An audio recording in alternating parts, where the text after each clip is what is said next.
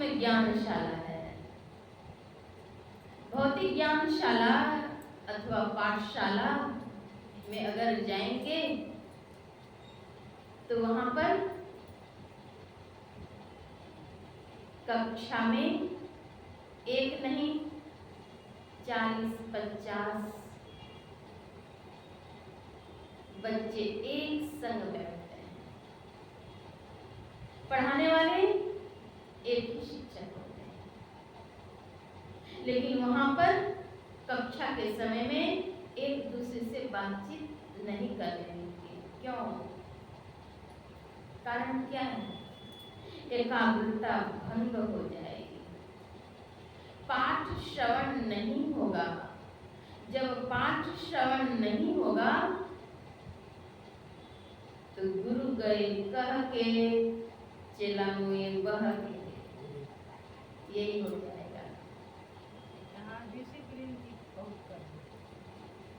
वह भौतिक ज्ञानशाला है। सत्संग शिक्षण संस्कार है, आध्यात्मिक ज्ञानशाला।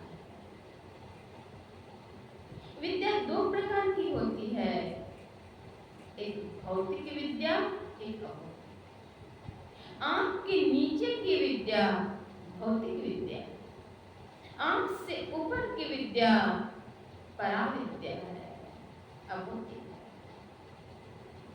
यह पिंड की विद्या है, आंख से नीचे की विद्या पिंड की विद्या है, आंख से ऊपर की विद्या ब्रह्मांड की विद्या है।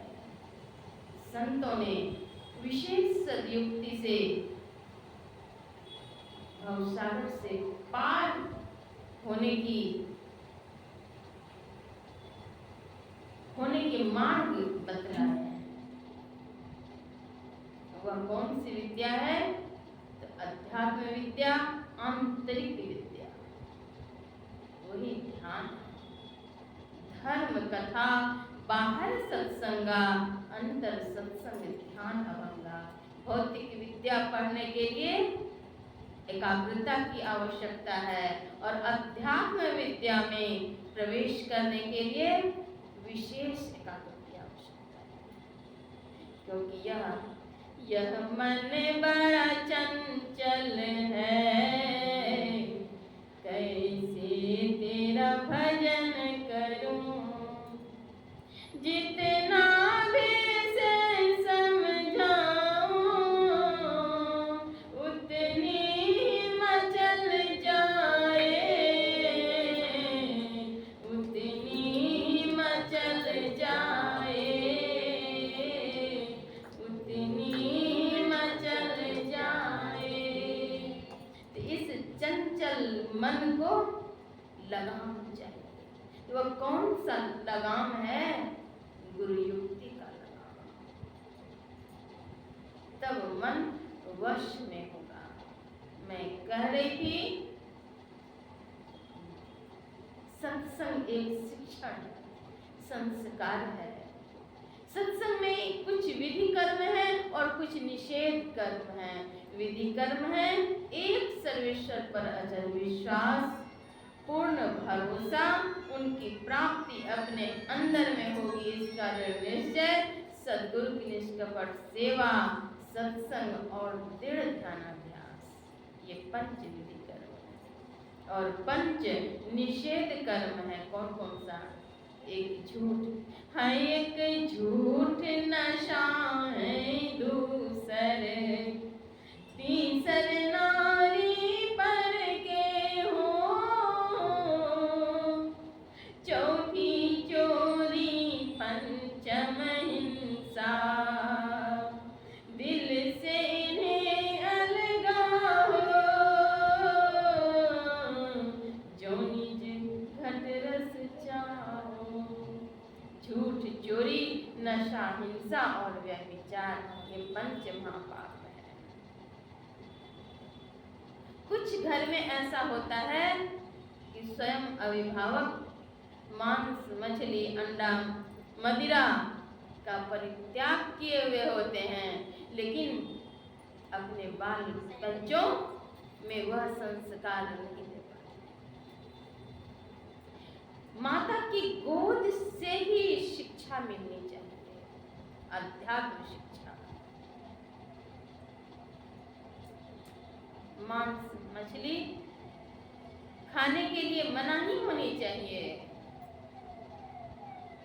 होता क्या है, तुम बना लो मांस, मैं देती हूँ भात, मिला जुला के खा लेना। याद रखें, अष्टघातक मनुस्मृति में चर्चा आई है, अष्टघातक की 8 आदमी को पाप लगता है।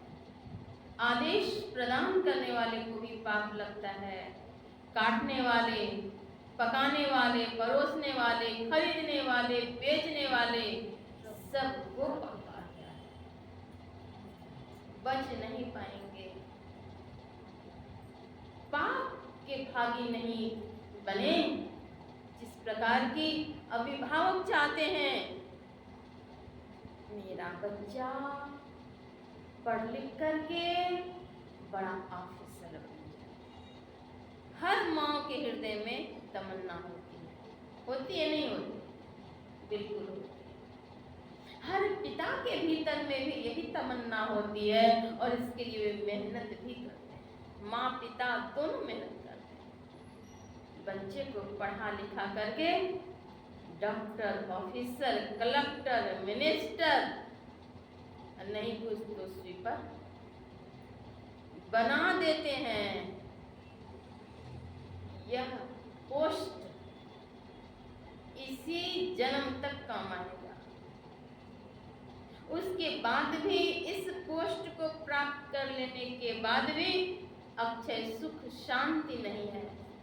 कई पोस्ट प्राप्त करने वाले भी आत्महत्या कर रहे हैं। क्यों? शांति नहीं मिली। इसलिए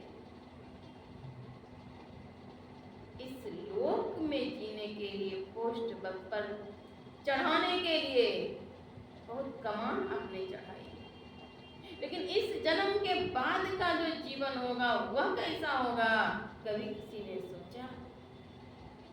किसी सांसारिक व्यक्ति ने नहीं सोचा। अगर सोचा किन्हीं ने तो हमारे संत गुरु ने। क्यों? इसलिए कि माता मुते बड़ी छोह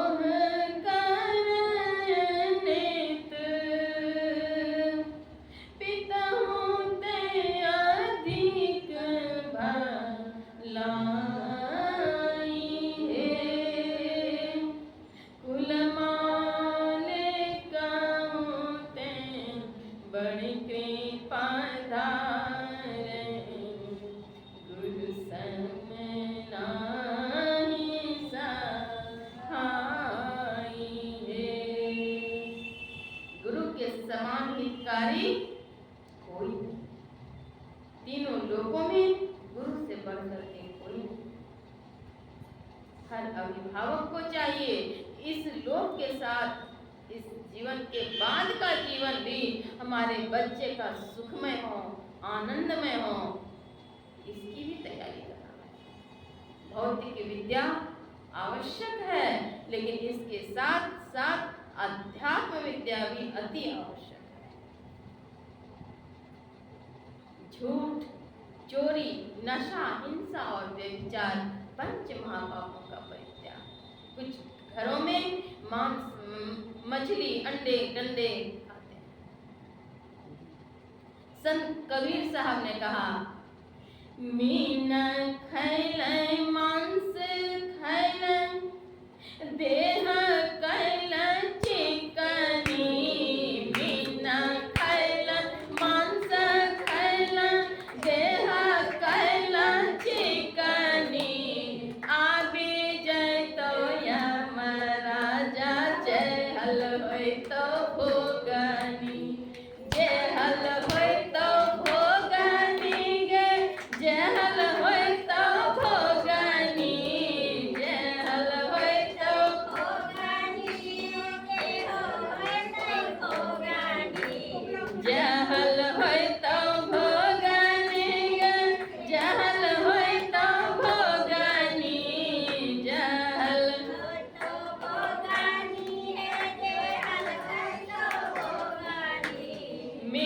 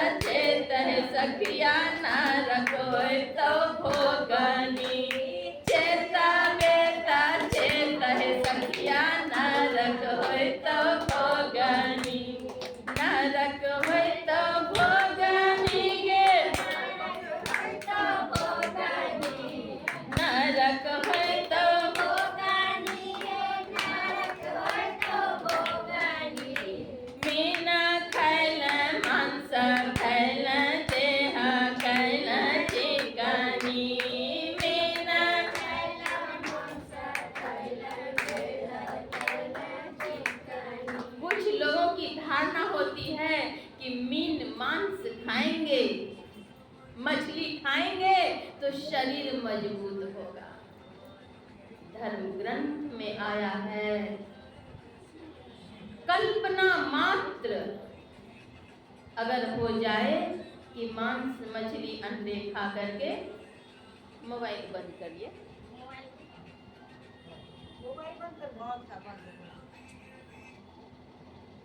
मांस मछली खा करके अपने शरीर की पुष्टि करेंगे, पोषण करेंगे। यह अगर भावना मात्र आ गई, नरक जाना पड़ेगा। मैं ग्रंथ की बात कर रही हूँ, स्वयं की नहीं। नरक जाना पड़ेगा। अपने बच्चे के शरीर में अगर थोड़ा खरोच लग जाए तो माँ को बड़ी पीड़ा होती, रोती है माँ कि मेरे लाल को यह आज क्या हो गया। माँ को पीड़ा होती है। जो माँ की संसार की माँ है, जगत की माँ है, वसुंधरा की माँ है, उन माँ के वक्ष स्थल पर उनकी संतान को टुकड़े टुकड़े कर दे रही हैं।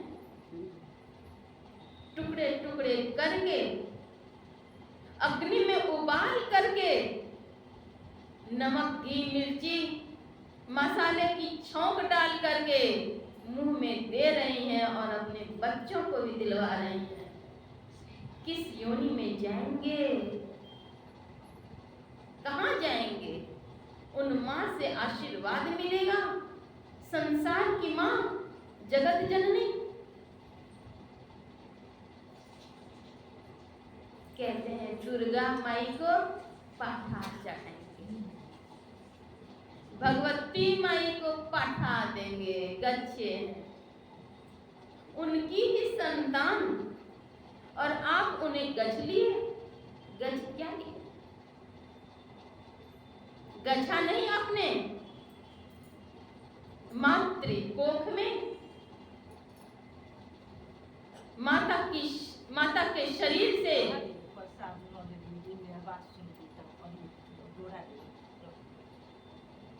जब आप निकल रहे थे तब आपने कौन किया था? करार किया था, प्रतिज्ञा की थी क्या? जब तक थे माता के पेट ऊपर गोड़ मस्तक हेठ, तब तुम कौल किया था दोनों कर जोड़ के। क्या कौल किया था? क्या करार क्या किया था? प्रतिज्ञा किया। यहाँ आज गछ लिए उनकी संतान को चढ़ाएंगे भगवती मैया। जब मैं बाहर होऊंगा, वहाँ करार किया था आपने क्या? जब मैं बाहर होऊंगा, सुमिरन ध्यान करूंगा, त्रयकाल संध्या में ना करूंगा अबेरिया। त्रयकाल संध्या में मैं अबेर नहीं करूंगा, यह प्रतिज्ञा की थी। और अभी क्या प्रतिज्ञा कर लिए? पाठा गच्छे, मुर्गे गछ लिए, क्या क्या गछ लिए? जो गछ लिए पहले कि जब मैं बाहर होऊंगा तो आपका सुमिरन करूंगा प्रभु, वह करार पूरी करिए। संत कबीर साहब ने कहा, संतो मानुष तन बावराना। हे संतो, हे लोगों, ये मनुष्य बावरा हो गया। कैसे बावरा हो गया? एक बकरी का बच्चा लाए, ताही खिलावत दाना। एक बकरी के बच्चे को ले आए, उसे कुछ दाने खिला दिए, और क्या किया? उसके बाद शीश काट धरनी धर देव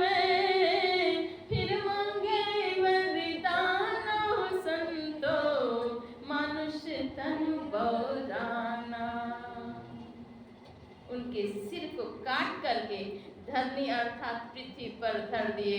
हे जगदम्बा माई वरदान दे दीजिए, मेरे पुत्र को सुखी करिए, मेरे परिजन को आनंदित करिए।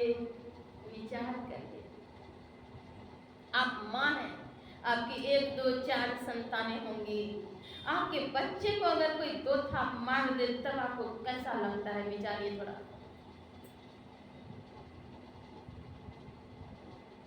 अगर मार के कपाट फोड़ दे तब कैसा लगेगा?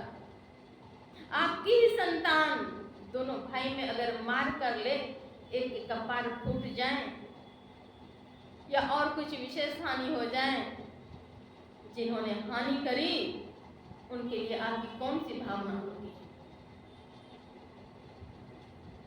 कई जगहों पर भाई भाई ने हत्या कर दी। तो जहां पर ऐसी घटना हुई, क्या बीतता होगा उन माँ की हृदय? विचारिए, जो माँ संसार की माँ है, उनकी संतान को कत्ल करके और फिर मांगते हैं वरदान। क्या मिलेगा? वरदान या अभिशाप? क्या मिलेगा? घर ही में एक मनुखा मरी गो, ताही देख घिनाना। घर में अगर किसी की मृत्यु हो जाती है तो उनको देख करके घिनाते हैं, उनको छूते हैं तो हाथ धोते हैं। घर ही में एक मनुखा मरी गो, ताही देख घिनाना। उनको देख करके घिनाते हैं। इतना ही नहीं, उनको जला करके, कोयला करके, फिर नहा करके तब घर आते हैं। ऐसा करते हैं। और बाहर से एक मुर्दा लायो। कोई अच्छा उत्सव हो रहा है, मुर्दे लाएंगे, उसी का पार्टी होगा। बताइए, भगवान की संतान है वह, उसको टुकड़े टुकड़े कर दिए, उसकी पार्टी मना दिए क्योंकि आपका अच्छा हो गया। इसीलिए बाहर से एक मुर्दा लायो, नून तेल घी साना। ता मुर्दे की बनी रसोई, घर भर करत बखाना हो संतो, मानुष तन बौराना। उसमें नमक, तेल, मिर्ची, छौंका लगा करके और तब परोसते हैं। आह, बड़ा स्वादिष्ट बोलते हैं। बताइए, मानव तो बावरा हो गया। बावरा मतलब पागल का। घर को सुंदर से चमका लिए और घर के भीतर में क्या लाए? तो मुर्दा। और घर के मुर्दा जिससे कि आप उपकृत हुए, उनको अगर बाहर ले जाते हैं, अगर घर में कुछ होता है बाहर ले जा करके जलाते हैं, नहाते हैं, तब घर आते हैं। मनुष्य देखिए क्या कर रहा है। अपना बच्चा के मुरन करावे, चाकू लगने न पाए। बकरी बच्चा के गर्दन कटावे, तनिक दया नहीं आवे कसैया के। अपना बच्चा के मुरन करावे, चाकू लगने न पाए। बकरी बच्चा के गर्दन कटावे, तनिक दया नहीं आवे कसैया के। देखिए, अपने बच्चे के माथे पर अगर खरोच लग जाए, हे नाई, नाई जी, मेरे बच्चे के माथे पर खरोच लग। बच्चा मेरा कोमल है, और वह बच्चा जो जगत जननी माँ की है, उनके बच्चे को टुकड़े करें, आप आजाद। इसलिए वह प्राणी मूक है, निरीह है, निरपराध है, बेजान है, बेगुनाह है, इसलिए उसे कत्ल कर। बालापन के पठिया पोसे, बकरी भये महतारी। वहाँ के गर्दन के कटवैया, तोरा लागो ना शरम, तोरा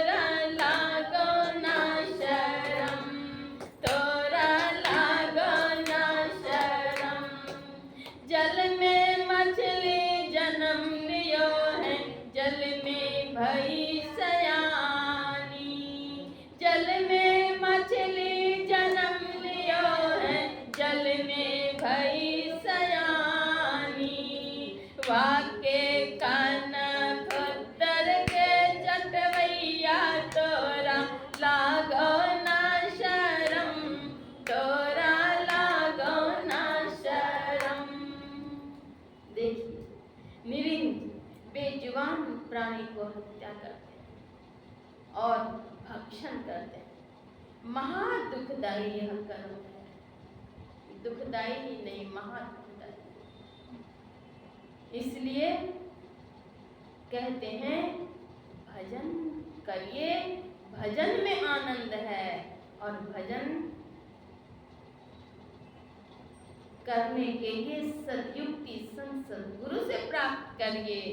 संत मत में नियम है कि पंच महापापों का परित्याग करिए, तब आपको सद्युक्ति मिलेगी।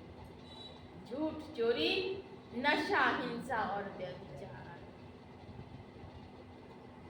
इन पंच महापापों का परित्याग करें, भक्ति करें, तब आनंद मिलेगा। यह सत्संग से प्राप्त होगा। बिनु सत्संग विवेक न होई, राम कृपा बिनु सुलभ न सोई। एक माँ थी, उन माँ छत पर बैठी हुई सोच रही थी। आंगन की तरफ उन्होंने देखा कि उनके पुत्र स्नान करने को उत्सुक हैं। कुछ कपड़े पहने हैं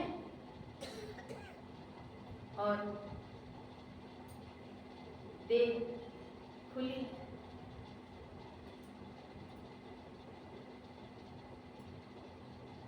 वही देखते देखते, सोचते सोचते उनके नेत्र से अश्रु की बूंदें ढुलक पड़ी। वह ऊपर से अश्रु की बूंदें पुत्र की देह पर गिरी। पुत्र ने सोचा अभी वर्षा कहाँ से हुई, और वर्षा हुई तो ये गरम गरम वर्षा कहाँ से।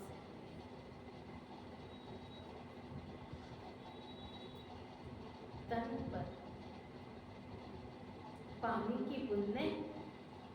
उन्होंने ऊपर की ओर देखा कि छत पर से मेरी माँ अश्रु बहा रही। वो तुरंत ही जाते हैं अपनी माँ के पास, कहते हैं माँ क्या हुआ आपको? कोई तकलीफ तो नहीं है माँ? क्या आपको आज पिताजी की याद आ रही है? माँ क्या हुआ? क्यों रो रही हैं माँ? माँ ने कहा बेटा, तुम्हारे जैसे ही तुम्हारे पिता थे, वे भी बड़े सुंदर थे देखने में, कांति युक्त उनके चेहरे थे। वे आज संसार में नहीं है बेटा। यह शरीर सब दिन नहीं रहने वाला है। आज तुम्हारे पिताजी नहीं, यह शरीर एक दिन नहीं रहेगा। मैं तुम्हारे लिए भी सोच रही हूँ यही बात। पुत्र ने कहा तो माँ क्या करना चाहिए? माँ ने कहा बेटा भक्ति करो। संसार में सब कुछ नाशवान है, सब छूटेगा। माँ की प्रेरणा से वे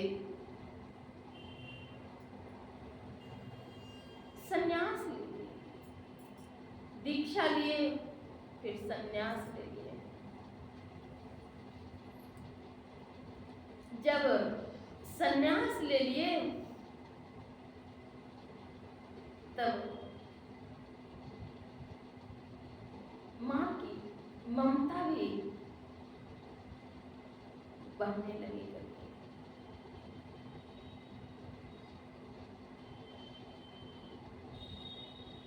नाथ संप्रदाय में नियम है भिक्षाटन, और भिक्षाटन में गुदड़ी इकट्ठे करने पड़ते हैं। उन गुदड़ी को इकट्ठे करने के लिए, भिक्षाटन करने के लिए उन्हें जाना पड़ता है। कहाँ? लोगों के दरवाजे पर। उसके बाद घर के परिजन से भी उन्हें भिक्षा लेनी पड़ती है, मांगते हैं। एक बार जाते हैं अपनी बहन के यहाँ भिक्षाटन के लिए। बहन दूर से ही आवाज सुन करके सोचती है कहीं मेरा भाई तो नहीं है, लेकिन उन्होंने अपना परिचय नहीं दिया। भिक्षाटन की टेर में उन्होंने टेर लगाया, अलख निरंजन।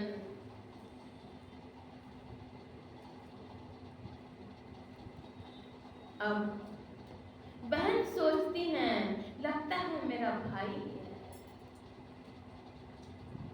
पूछती हैं क्या तुम वही हो? लेकिन उन्होंने अपना नाम नहीं बताया, केवल वे भिक्षा मांग रहे थे, केवल भिक्षा। रहते रहते 7 दिन बीत जाते हैं, बहन भिक्षा नहीं देती। पहले तू बताओ तू कौन है, पहले तू बताओ। बतलाते हैं। 7 दिन हो गए। बहन क्या करती हैं? उनके सीने पर उखल समाट रखकर और धान कूटती हैं। उससे जो चावल निकलता है तब वे उन्हें भिक्षा करते हैं। फिर भी वे नहीं कहते हैं कि मैं तुम्हारा भाई हूँ। कहते हैं सबके करम में मैया अनधान सुन मारलई। सबके करम में मैया अनधान सुन मारलई। हमरो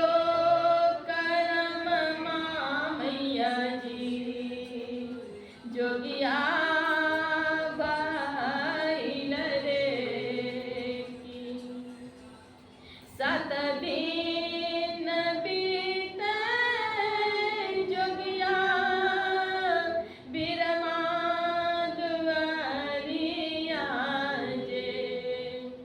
तैयो नाही चिन्ह बहनिया जोगी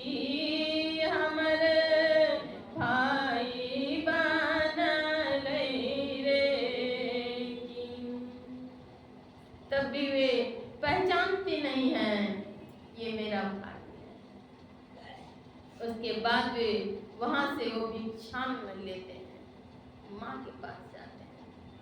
जब माँ के पास जाते हैं भिक्षाटन करने के लिए तो माँ अपने लाडले को पहचान लेती है। माँ कहती हैं बेटा तू अब घर में ही रहो बेटा। माँ की ममता,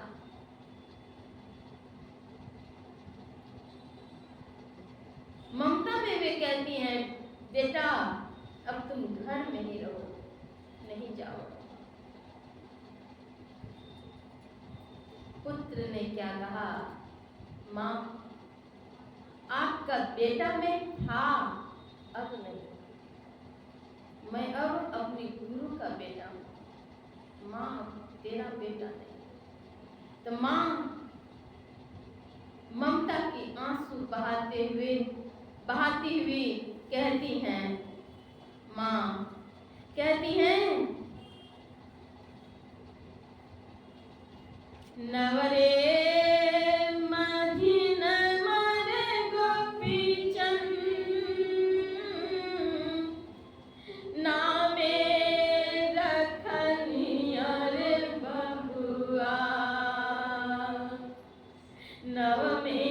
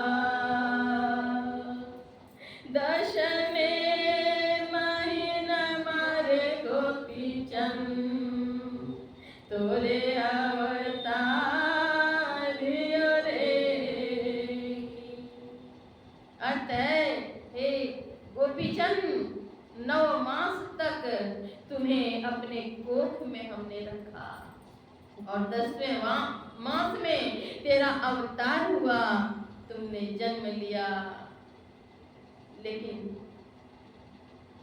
तुमने भुला दिया।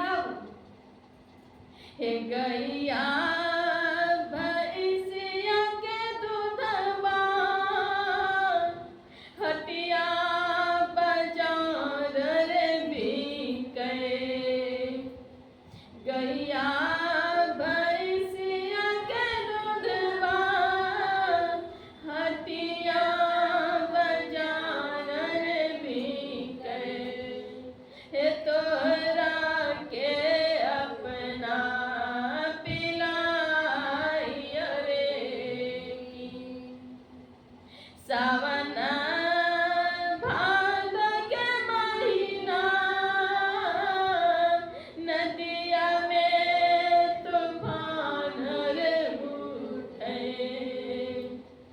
सावन भादो के महीना नदिया में तूफान रे उठे, हे तोरा देखल रे मोरे उठे तूफान रे की, हे तोरा रे देखले मोरे उठे तूफान रे की, नवरे महीना मारे गोपीचंद, नवरे महीना मारे गोपीचंद, कोखिया में रखलिया रे बबुआ, नव में महीना मारे गोपीचंद, कोखिया में रखलिया रे बबुआ, 10 मेरे महीनमा तोरे अवतार रे की, नवरे महीना मारे गोपीचंद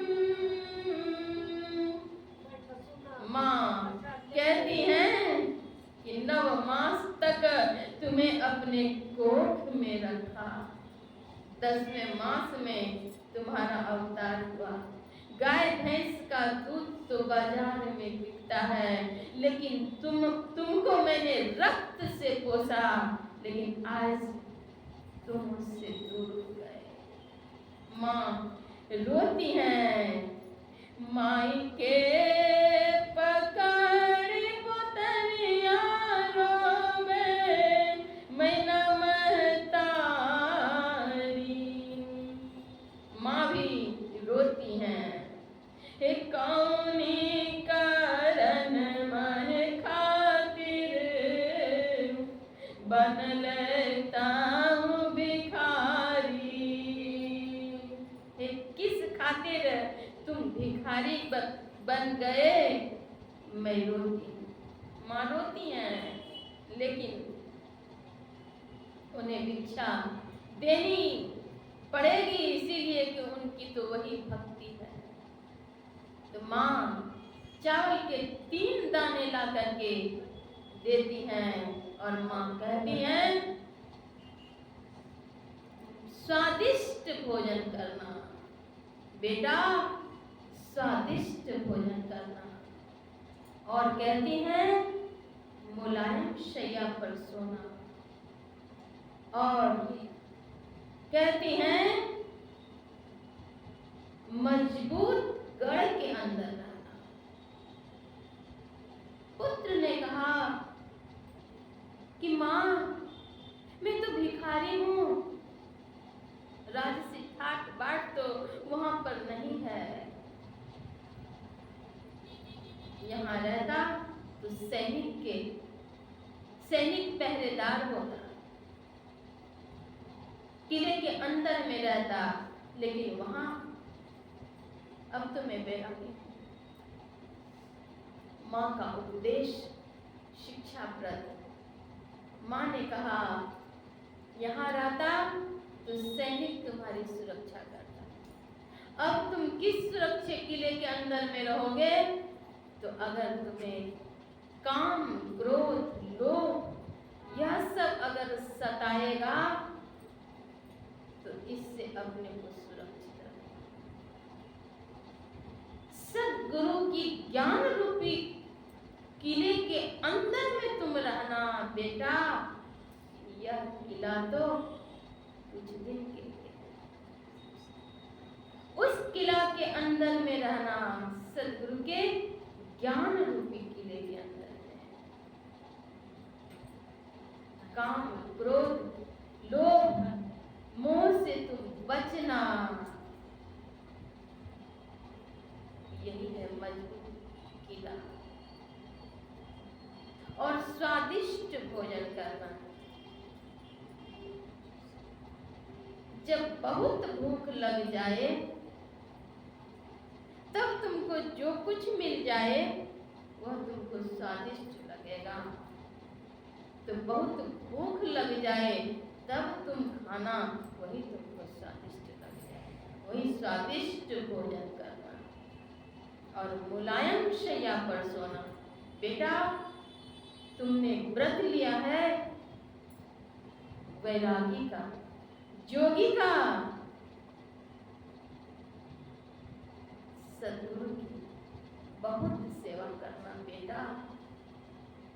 माँ के दूध को लजाना नहीं, बहुत सेवा करना।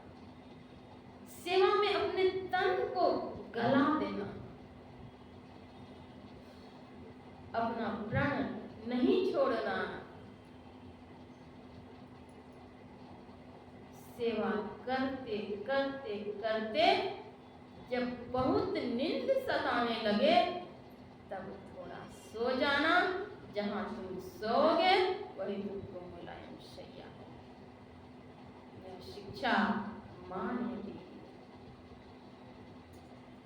सत्संग से सद्ज्ञान होता है, शिक्षा मिलती है, सद शिक्षा। जब तक सत्संग नहीं करेंगे सद्ज्ञान नहीं होगा, सद शिक्षा नहीं मिलेगी। जब तक शिक्षा नहीं तब तक इच्छा नहीं। क्या ग्राह्य, क्या त्याज्य, क्या खाएं, क्या छोड़ें, सबकी शिक्षा सत्संग में मिलती है।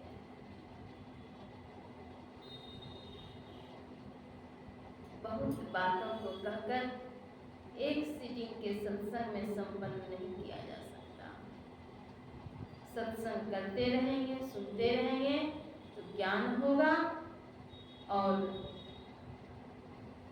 मेरे द्वारा लिखित कुछ साहित्य हैं, उसे भी आप अवलोकन करेंगे, उसमें भी बहुत सारी बातें आपको मिलेंगी।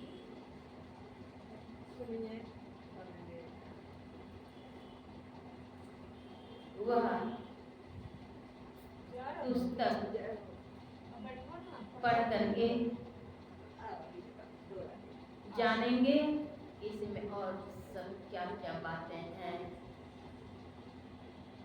अवश्य ही पुस्तक भी प्रसाद स्वरूप लें, समझें, अपने परिजन में भी ज्ञान को बांटें, समाज में भी ज्ञान को बांटें। ज्ञानदान उत्तम दान, सर्वोत्तम दान है, इससे बड़ा कोई दान नहीं। शिक्षा माता की गोद से होनी चाहिए। सत अर्थात दुष्ट भी शिष्ट बन जाते हैं सत्संग को सुनी समुझई जन मुदित मन मज्जहि अति अनुराग लहि चारि फल अछत तनु साधु समाज प्रयाग।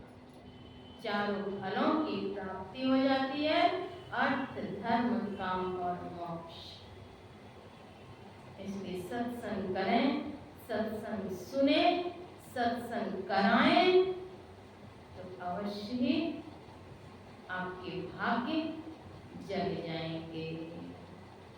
आज का यह सत्संग पौत्र प्राप्ति हेतु यह सत्संग है। धन्य है वह बालक जो इस घर में, संसार में आते ही उसके निमित्त यह सत्संग हुआ। निश्चय ही उसके भाग्योदय होंगे। हाँ, आवश्यक है